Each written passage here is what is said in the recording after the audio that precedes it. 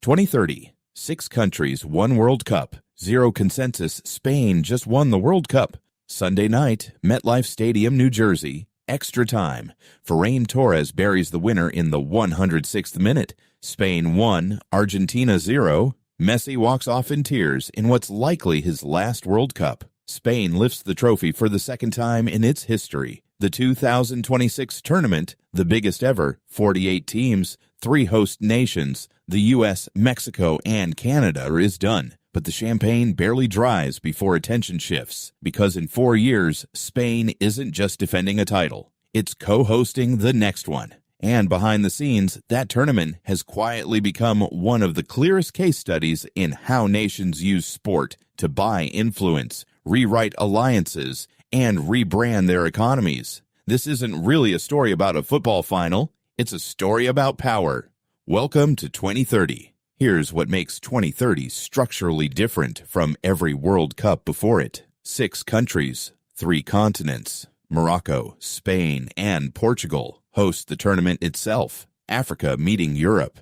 And to mark football's 100th birthday, the first World Cup was played in Uruguay in 1930. FIFA is handing one ceremonial opening match each to Uruguay, Argentina, and Paraguay. So the tournament opens in South America. Then the entire operation, teams, broadcasters, sponsors, tens of millions of fans, relocates across the Atlantic for the bulk of the tournament. That's an unprecedented coordination problem, but coordination problems are exactly where you find the interesting politics, because whoever controls the biggest pieces of this tournament controls a genuinely enormous economic and diplomatic prize. Let's talk numbers because they explain almost everything. Morocco is not treating this as a football project. It's treating it as a national transformation plan. Estimates put Morocco's World Cup-linked infrastructure spending as high as $23 billion, airports expanding from 38 million to 80 million annual passengers, a $9 billion high-speed rail extension, new ports, new highways. All of it timed to finish by 2030, and almost none of it strictly required just to play 90 minutes of football 6 times. The centerpiece is the Grand Stade Hassan II outside Casablanca. Over 115,000 seats, designed to be the largest football stadium on the planet. Cost roughly $500 million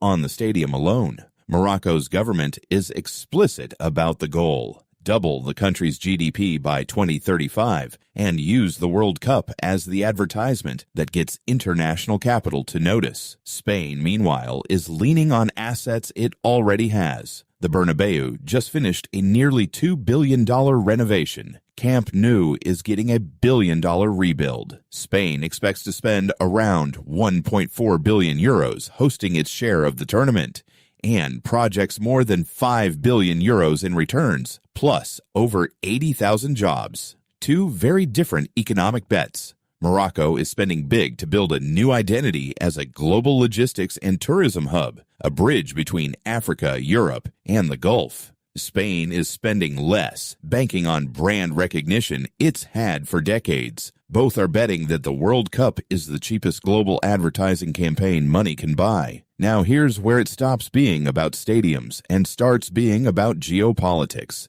This joint bid did not happen in a vacuum. In 2022, Spain made a major diplomatic shift, backing Morocco's plan for the disputed territory of Western Sahara, a decades-old conflict between Morocco and the Algeria-backed independence movement, the Polisario Front. That reversal repaired a badly damaged relationship between Madrid and Rabat, and opened the door to exactly the kind of close cooperation a joint World Cup bid requires, from border security to migration management to eventually sports diplomacy. It also costs something. Algeria, which supplies Europe with natural gas, responded to Spain's shift by suspending a decades-old friendship treaty and cutting off a key pipeline, right as Europe was scrambling for energy alternatives after Russia's invasion of Ukraine. France made a similar diplomatic move toward Morocco in 2024 and got a similar cold response from Algiers.